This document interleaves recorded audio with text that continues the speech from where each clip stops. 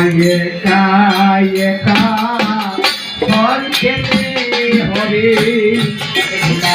একা একা যেতে হবে, একা একা যেতে হবে, একা একা যেতে হবে। পুজো কন্যা পরে রবে, একা একা যেতে হবে, পুজো কন্যা পরে রবে, একা একা যেতে হবে। যেতে হচ্ছে যে প্রাণ পাখি চলে যাবে, স্ত্রী বড় পুত্র বড় কেউ সঙ্গে যাবে না। এই মানব জনম পেয়ে, মানব জনম ধন্য জনম, এই জনমের উপরে আর কোনো জন্ম নাই। এই মানব জনম পেয়ে আমি কি করিলাম? সপ্তম মাসে মাতৃগর্ভে যে আমি প্রভুকে করে এসেছিলাম, এবার গেলে হয়তো সাধন ভজন করবো, কিন্তু এই মায়ার সংসারে এসে মায়ায় মোহিত হয়ে আমরা কিন্তু ভুলে গিয়েছি। এই হিসাব কিন্তু আমাদের দিতে হবে। তাহলে কি করতে হবে? সাথীর সাথী এই হরি নাম, সাথের সাথে এই হরি নাম, সাথীর সাথী এই হরি নাম, সাথের সাথে এই হরি নাম। নাম দিলে আর গতি নাই, সাথীর সাথী এই হরি নাম, নাম নিলে আর গতি নাই, সাথের সাথে এই হরি নাম। সাথীর সাথী এই হরি নাম, সাথীর সাথী এই হরি নাম, নাম দিলে আর গতি নাই রে, সাথীর সাথী নাম নিলে আর গতি নাই রে, সাথের সাথে এই হরি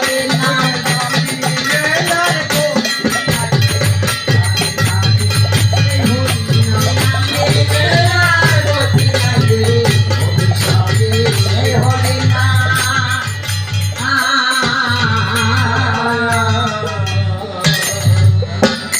এ দেহ নিত্যয়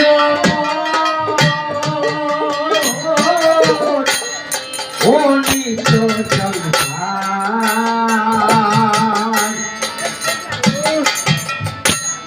পঞ্চভূতি দেহ শুধু মায়ারূপী কারণে, এই দেহ মনিত দেহ অনিত, পঞ্চভূতির দেহ শুধু মায়ারূপী কারণে। এই ঘর থেকে যেদিন পরমাত্মা বের হয়ে চলে যাবে, দ্বিতীয় অর্থের মরুভূমি পঞ্চতত্ত্ব নিয়ে যাহা গঠন, সেদিন শ্মশান ঘাটে গেলে কি হবে? এই পাঁচটি তত্ত্ব যার যার তত্ত্বের সঙ্গে মিশে যাবে। ওই পঞ্চে পঞ্চে মিলে যাবে, পঞ্চে পঞ্চে মিলে যাবে, পঞ্চে পঞ্চে মিলে যাবে,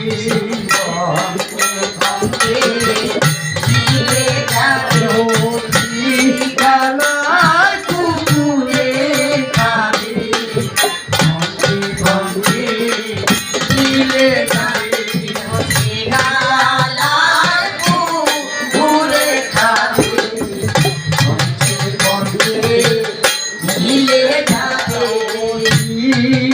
আর কুকুরে খাবে, পঞ্চে পঞ্চে মিলে যাবে,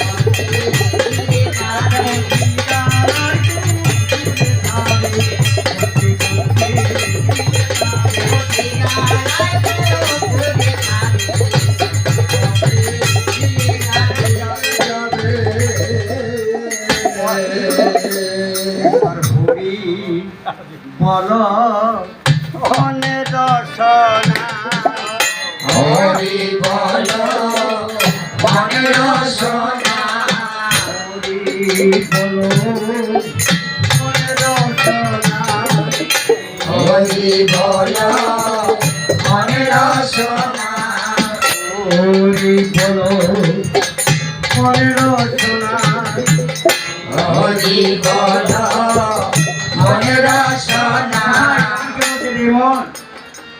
জীবনে কিছু করতে না পারলে শুধু একবার হরি বল, কারণ হরি যে আমার এই বল, হরি আছে বলে আমার দেহে শক্তি রয়েছে।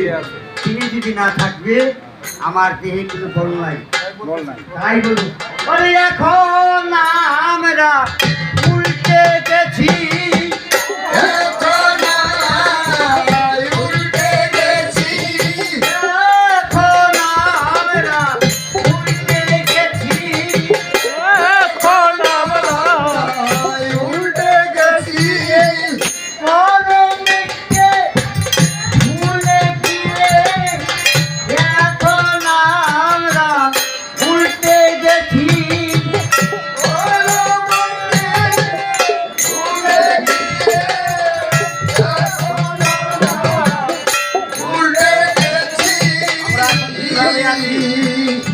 আমরা সপ্তম মাসে মাতৃগর্ভে যখন গুরুদেবের সঙ্গে সাক্ষাৎ হয়, এখানে একটা কথা আছে। কি কথা আছে? গুরুদেব আমার সপ্তম মাসে মাতৃগর্ভে যে আমার সাক্ষাৎ হয়েছিল, ভগবান কিরূপে তখন কোথায় অবস্থান করেছিলেন এবং কিভাবে আলাপ করেছিলেন, আমাদের অবশ্যই জানার দরকার আছে। হ্যাঁ, হরি হরি বললে কি হরিকে পাওয়া যাবে? কিন্তু জানতে হবে যে সপ্তম মাসে মাতৃগর্ভে ভগবান কি অবস্থায় কখন কিভাবে অবস্থান করেছিলেন, আর এখন আমরা কিভাবে আছি। তাই এই যে গত রাত থেকে সারা রাত ব্যাপী কীর্তন হইল, মনারে মনারে করেই চললো, কিন্তু হরিনাম কি আমরা বুঝলাম না। কারণ আসল তত্ত্বটাকে যদি আমরা বের করতে না পারি তাহলে কিভাবে আমরা বুঝবো? আমরা বুঝতে পারবো না। সারা রাত হরবল করিলাম, সকাল এখন বাতা ছাড়। হ্যাঁ, এই তো শুনলেন তো কথাটা। তো এখন কোথায় হলো ভগবান কিভাবে ছিলেন, কোথায় ছিলেন? সপ্তম মাসে মাতৃগর্ভে যখন চৈতন্য মহামন্ত্র দান করে আমরা জন্মান্তরের কথা বলতে পারতেছিলাম, কিন্তু এখানে এসে মায়ার সংসারে মায়ায় মোহিত হয়ে সব ভুলে গিয়েছি। তাহলে সপ্তম মাসে মাতৃগর্ভে আমি কিভাবে ছিলাম? হেটমুণ্ড ঊর্ধ্বপতি। ঊর্ধ্বপতি কি মায়েরা, এটা মায়েরা কইয়া আড়িবে একটা সন্তান যখন প্রসব করে তখন কিভাবে ছিল। কি মায়েরা হেটমুণ্ড ঊর্ধ্বপতি ছিল না? সবাই এসেছি কিন্তু হেটমুণ্ড হয়ে, কিন্তু কারণবশত একজনের হয়তো ব্যতিক্রমে তারা উল্টো দিক থেকে হয়ে এসেছি, কিন্তু এটা দুই একটা। হ্যাঁ, এটা দুই একটা, কিন্তু আমরা সবাই কিন্তু হেটমুণ্ড ঊর্ধ্বপতি মায়ের গর্ভ ছিলাম। হ্যাঁ, তাইলে এখন কি করতে হবে? আবার ভগবানের যদি আপনারা সাক্ষাৎ করতে চান, আবার হেটমুণ্ড ঊর্ধ্বপতি হতে হবে। তাহলে কি এখন যদি আমাকে বলেন তাহলে কি মাথা দিয়ে আমরা এখন চলাফেরা করবো? ওটাও ঠিক, আমি ওটাই বলতে চাচ্ছি প্রভু। ওইটাই কইবাটা আছে যে আমরা কি মাথা দিয়ে চলাফেরা করবো? হ্যাঁ, এই যে কথা, মাথা নিচ করিয়া। এখানে মাথা নিচ মানে কি, তোমার দর্শনেন্দ্র ছয়ের পুজো রয়েছে, উত্তেজিত উপর দিকে ধাবিত না করে তোমাকে নিম্নমুখী হতে হবে। প্রবল মানে দুর্জরিপু, এরাই মানুষকে কষ্ট করায়। যখন সাধক সাধনায় রত হবে, প্রবল বেগে ধাই আসবে তাকে সাধনায় ভ্রষ্ট করার জন্য। সাবধান, হরি বল সাবধান। ওই এখন আমরা উল্টে গেছি, এখন আমরা উল্টে গেছি, পরমেশকে ভুলে গিয়ে এখন আমরা উল্টে গেছি। ভুলে গিয়ে এখন আমরা উল্টে গেছি। তাহলে কি করতে হবে? একবার হরি বলো মনে রচনা, হরি বলো মনের সোনা, হরি বলো মনে রচনা, হরি বল মনের সোনা মানুষ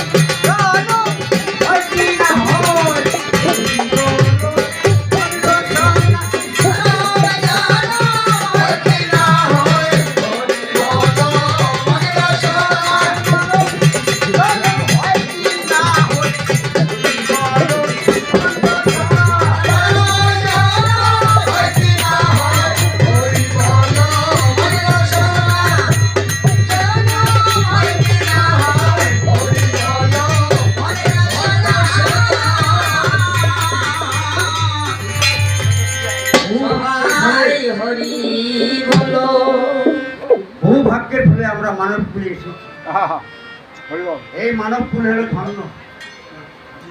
এই পৃথিবীতে যত জীব রয়েছে তার ভিতরে হলো শ্রেষ্ঠ হলো মানব জনম। এই মানব জনম পেয়ে যদি মানুষের কর্তব্য কর্ম যদি আমরা না করি তাহলে এই জন্য আমাদের পিছিয়ে যাবে। প্রভু একটা ছোট কথা বলি, মানুষকে কি কি করতে হবে হ্যাঁ? বিস্তারিত করে বলেন। হ্যাঁ। অনেক ভক্তবৃন্দরা এসেছে, আচ্ছা ঠিক আছে, বলবো বলবো। মানুষ তো আসার জন্যই আসছে, প্রভু বাড়ি যাবো, কিছু জানবো, শিখবো, না এটাই তো কথা, তাই না দিদি? হ্যাঁ বলেন। এটাই তো কথা। কালকে আমি একে বলছিলাম না, তুমি যে গুরু বাড়ি আসলে পঞ্চম দলে কিসের জন্য আসলে? কালকে রাতে বলেন না কেন? হ্যাঁ? রাতে কেন বলেন না? আমি তো রাতে শুনতে যাচ্ছিলাম। আজকে তো অনেক চলে যাচ্ছে। তোমরা এত কথা দেন যে মেলা সিরিয়াল আছে এগুলো শেষ হোক। আমার তো আর আজকে সিরিয়াল আমার তো সেই বয়স আর নাই বাবা, সেইটুকু অতটুকু ধরে রাখার মতো নাই, শক্তি নাই, দম কুলায় না। এই যে ভিতরে ভাতিটা আছে, হ্যাঁ বন্ধ হয়ে আসতেছে। ওরে মানব দেহ মাটির ভাণ্ড, মানব দেহ মাটির ভাণ্ড, মানব দেহ মাটির ভাণ্ড, মানব দেহ মাটির ভাণ্ড, ভাঙলে হবে খণ্ড খণ্ড, মানব দেহ মাটির ভাণ্ড, ভাঙলে হবে খণ্ড খণ্ড, মানব দেহ মাটির ভাণ্ড। মাটির ভাণ্ড ভেঙে গেলে কোনো কাজে আসে না। আপনারা আসে কি ছেড়ে যান না? এই জাত থেকে পরমাত্মা চলে গেলে আত্মীয় স্বজন বন্ধু বান্ধব সবাই বলে ওকে আর ঘরে রাখানো যাবে না, কোনো দাম নাই। কারণ দেহের ভিতরে দেহি যিনি আছেন তিনি তো আর দেহের ভিতরে নাই, কাজে এই দেহের কোনো মূল্যই নাই। ওরে ভাঙলে হবে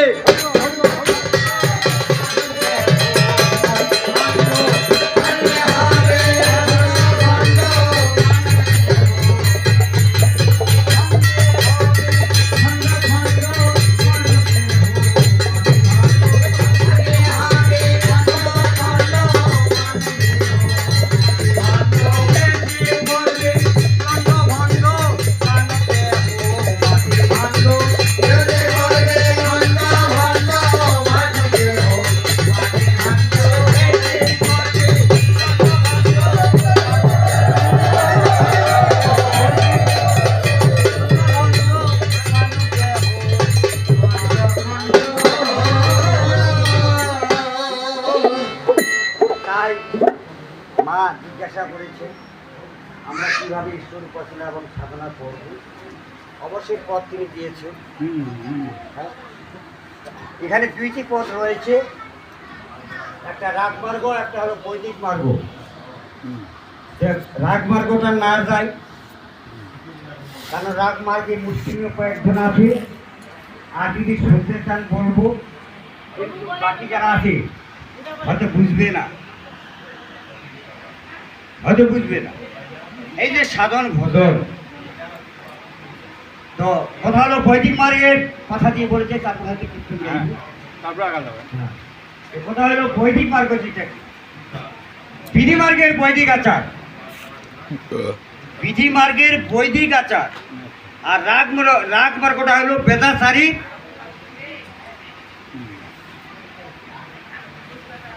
বিধি মার্গের বৈদিক আচার বেদাচারী বেবিচার। তাহলে বেদাচারী যারা বেদকে লঙ্ঘন করে গিয়েছেন, মানুষের যারা রাগ মার্গে কর্ম করবেন, এখানে কিন্তু 5টি গোপনীয় তত্ত্ব রয়েছে, 5টি গোপনীয় তত্ত্ব রয়েছে, গোপন তত্ত্ব রয়েছে 5টি। এই 5টি গোপনীয় তত্ত্বকে সাধনা করে ঈশ্বরের উপাসনায় রত হইতে হবে।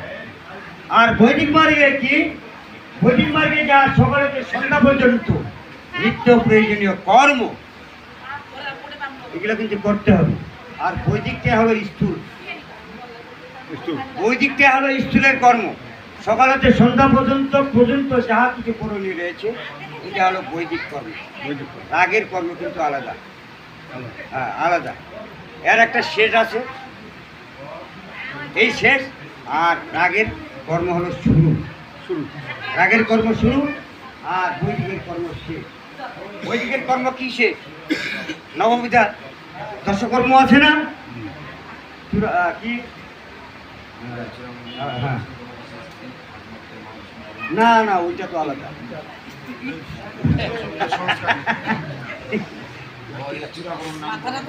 হ্যাঁ হ্যাঁ হ্যাঁ, চূড়াকরণ, নামকরণ, নিষ্কামন, পুংসবল। গর্ভাধান, হ্যাঁ, গর্ভাধান, প্রথম হলো গর্ভাধান, গর্ভাধান। পুংসবল, হ্যাঁ, তারপরে হলো জাতকরণ, হ্যাঁ, তারপরে হলো তারপর চূড়াকরণ, চূড়াকরণ, অন্নপ্রাশন, নামকরণ, অন্নপ্রাশন, এই অন্নপ্রাশন। তিনটা কিন্তু একযোগে করে। হ্যাঁ, চূড়াকরণ, নামকরণ, অন্নপ্রাশন, এই তিনটা কর্ম কিন্তু একযোগে করি ফেলা। তাহলে কি আর এক এক করে ফেলে দেওয়া হবে? দীক্ষা দেওয়া হবে, হ্যাঁ, তারপরে বিবাহ দেওয়া হবে, উপনয়ন, উপনয়ন, হ্যাঁ, তারপরে কি উপনয়নের পরে শিক্ষা, হ্যাঁ, শিক্ষার পরে আসলো বিবাহ। বিবাহটা কিন্তু দশকর্ম শেষ কর্মটা হলো দশকর্ম। এখান থেকে পিতা মাতার দায়িত্ব শেষ। ওই দিনেই আমাদের নিয়ম আছে, হ্যাঁ, ওই দিনে আমাদের হিন্দু ধর্মের নিয়ম আছে, যেদিন বউ বিবাহ দিয়ে বৌমাকে নিয়ে আসবে সেদিনই কিন্তু মন্ত্র না গ্রহণ করে সেদিনই শিক্ষা মন্ত্র ওই দিনে কিন্তু গ্রহণ করাইতে হবে। হ্যাঁ, ওই দিনে গ্রহণ করাইতে হবে দীক্ষা। হ্যাঁ, না শিক্ষা। শিক্ষা তো হয়তো পঞ্চম বর্ষ হইতে সপ্তম বর্ষ পর্যন্ত হলো দীক্ষার প্রণালী। পঞ্চম বর্ষ হইতে সপ্তম বর্ষ, কিন্তু হ্যাঁ হ্যাঁ এখনো ওরকম আছে। বেটা বেটিকে বিয়া নাই দিতে মানুষ এত তাড়াতাড়ি মন্ত্র নেয়। কিন্তু নিয়ম আছে, কিন্তু সেই নিয়ম ভাবে আমরা মাফিক চলি না। আমাদের দুর্দশা খারাপ হলে কিন্তু কি হবে? আর ভগবানকে দোষ দিয়ে কোনো লাভ আছে? কোনো লাভ নাই। আমরা নিজের কর্মে নিজে দোষী। আমরা নিজের কর্মে নিজেই দোষী হয়ে যাচ্ছি। অনেকেই কিন্তু সজাগ আছে, নিজের বলে নিজে মরেছে। হ্যাঁ, নিজের বলে নিজে। নিজেই মরছি।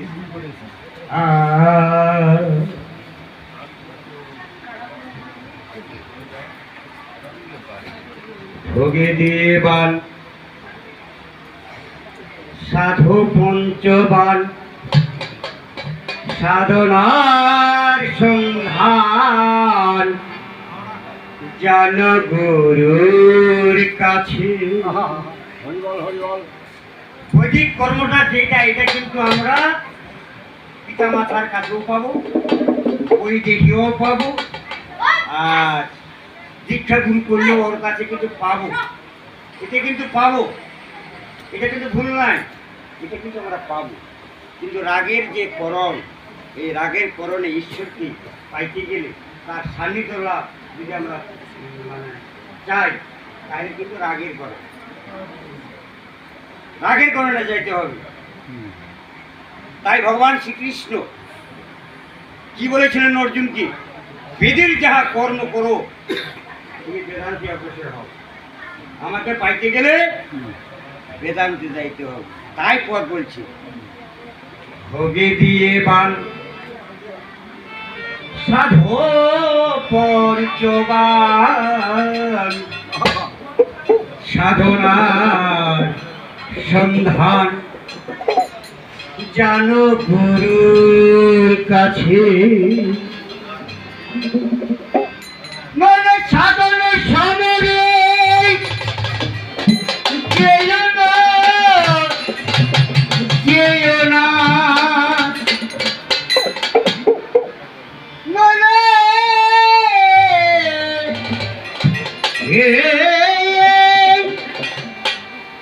সাধন সমরে যেও না, যেও না, হরিবল, নিশ্চয় পতন হবে বারে বারে।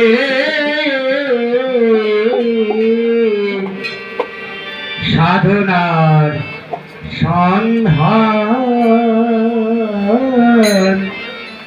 যেন গুরুর কাছে। কালকে তো আমার প্রবল একটা গান গাইছে, ওই ঘরটা ছুটি আনি শুনেছি। ওরে বাপ, ও তোর দেহ তুমি রইল বোধে। এই কীর্তনটা যে সুন্দর, তুমি শুনতেন না তার মানে ডিসকোয়ালিফাই হয়ে যায় আর কি। আমরা এখান থেকে start করছি। হ্যাঁ হ্যাঁ, আমার তো আমি ওখানে থাকলেও আমার কর্ণটাই গিয়েছিল। এখানে আসছি। হ্যাঁ, দেখি কে কি বলতেছে। ভোগে দিয়ে পান পঞ্চমান সাধনার সন্ধান যেন গুরুর কাছে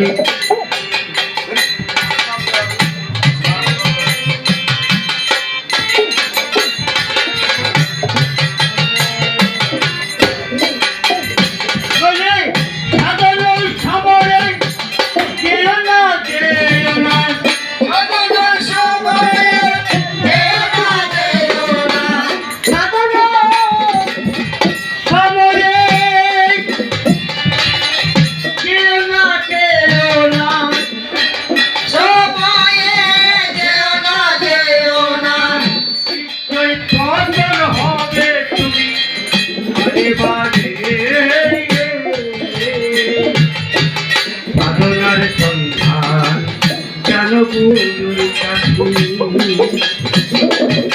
তাই প্রণবতা কি বলছি, শুধু গুরু বললে হবে না, গুরু বলা যায় না যারে তারে। কি বলছে প্রণবতা, গুরু বলা যায় না যারে তারে। গুরু ব্রহ্মা, গুরু বিষ্ণু, গুরু বলে মহেশ্বরী। তাহলে তার কাছে একটা গুরুর কাছে এই গুরু ব্রহ্মা বিষ্ণু মহেশ্বরের তিন শক্তি সমন্বয়ে শক্তিগুলোকে তাকে অর্জন করতে হবে, তাহলে তাকে গুরু বলা যাবে। আমরা মন্ত্রে দেখতে পাই অজ্ঞানং তিমিরাং ধাস্য জ্ঞানাঞ্জন স্বরূপয়া চক্ষুরয়োর্মিলিতং যেন তস্ময়ে শ্রী গুরুবে নমঃ। মন্ত্রটা বলেছে, আমি অজ্ঞানে অন্ধকারে পড়িয়াছি প্রভু, এই জ্ঞানের বর্তিকা জ্বালিয়ে দিয়ে তুমি আমার জ্ঞানকে পরিস্ফুটিত করে দাও। মন্ত্রটা বলছে অজ্ঞানম তিমির, তিমির মানে অন্ধকার, কারণ মায়াবদ্ধ জীব, সেটা মায়ায় পড়িয়াছি মানে অন্ধকারে আমরা পড়িয়াছি। চৈতন্যের শক্তি জানে যতক্ষণ পর্যন্ত একটা ভক্তের শিব শক্তি তার ভিতরে উদয় না হবে, শিব শক্তি উদয় না হওয়া পর্যন্ত সে ঈশ্বর উপাসনায় সাধনায় সিদ্ধি লাভ করিতে পারিবে না।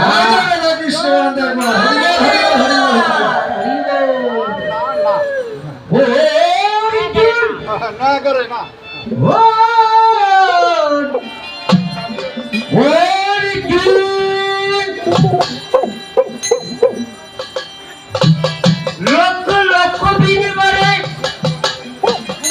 অধের দৃষ্টি রেখে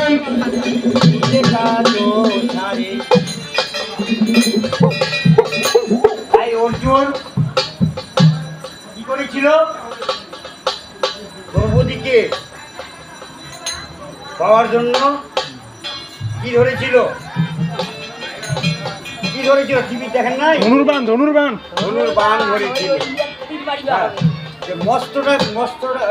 মৎস্যটা উপর নিচত দেখবে হবে, কিন্তু ঘূর্ণন ঘুরতেছে, আর ওই যে কুয়ার ভিতরে ওই যে তার ছায়াটা পড়েছে, ওই ছায়াটাতে লক্ষ্য করে বাণ ছাড়তে হবে।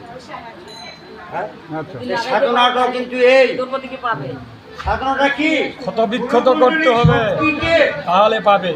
এই কুলকুণ্ডলের শক্তিতে নিম্নমুখী হয়ে আছে 3.5 দিক দিয়ে, তোমাকে ঊর্ধ্বমুখী দেখাইতে হবে, তোমাকে ঊর্ধ্বমুখী দেখাইতে হবে। তাই বলছে ও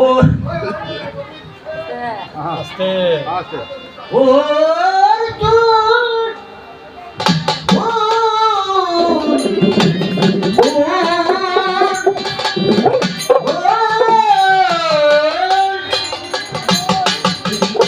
লক্ষ লক্ষ বিনিময়ে ওদের দৃষ্টি রেখে দুটো কাজ সারে,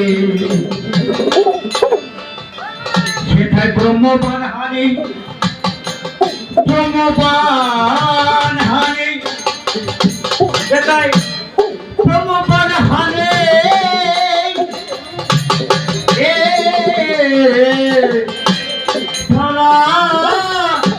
মহেশ্বরী, তাহলে কি মহেশ্বর মানে কি, মহেশ্বর মানে কি, শিব হ্যাঁ? শিব শিব শিব মানে কি লিঙ্গ।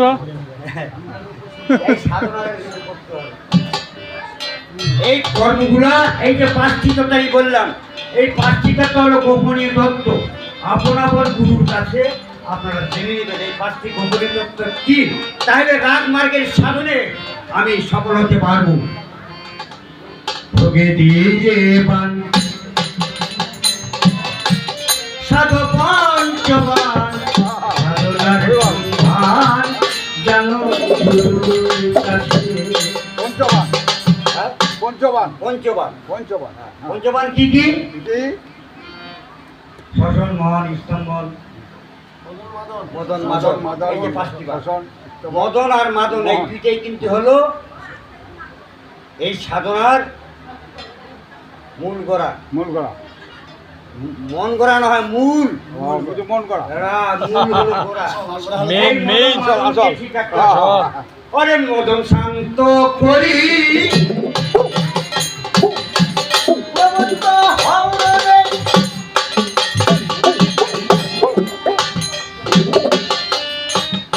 নইলে সাঙ্গ হবে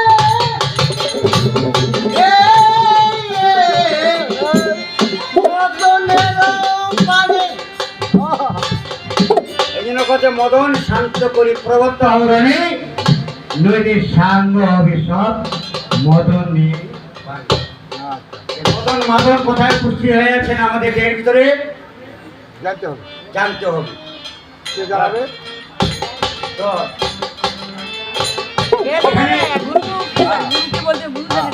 গুরু জানিয়ে দিবে না, গুরু জানিয়ে দিবে। এই গুরু তো জানিয়ে দিবে। গুরু জানিয়ে দিবে। মদন এবং মাদন দুই চোখের ঠিক করলে রয়েছে অবস্থান করিয়াছে। জানা দিবে না জানতে হবে? হ্যাঁ, জানতে হবে, আবার জানাই দিবে। এই মদন মাদন দুই চোখের ঠিক করলে অবস্থান করিয়াছে। আর একটা মানুষ পথভ্রষ্ট হয়ে যায় এই দর্শনে, এই দর্শনে কিন্তু মানুষ পথভ্রষ্ট হয়ে যায়। সাবধান। দাদা বলেছেন তোমাদের গুরুদেব, আত্মেন্দ্র প্রীতি ইচ্ছা তারে বলে কাম, আর কৃষ্ণেন্দ্র প্রীতির ইচ্ছা ধরে প্রেম নাম। এটা তোমাদের কৃষ্ণেন্দ্র প্রীতি, এই টাকায় সাধনা করতে হবে, আত্মেন্দ্রের জন্য নয়। তা আত্মেন্দ্রের কর্ম যদি আপনারা অবস্থা হয়ে থাকেন, তাহলে মদন আর মাদনকে কখনো বধ করতে পারবেন না। পারবো না। তাহলে মদন মাদনকে বধ করতে হলে এই যোগ দুটিকে তোমাদের সাবধান, নজর তোমার দৃষ্টি ঠিক রাখতে হবে।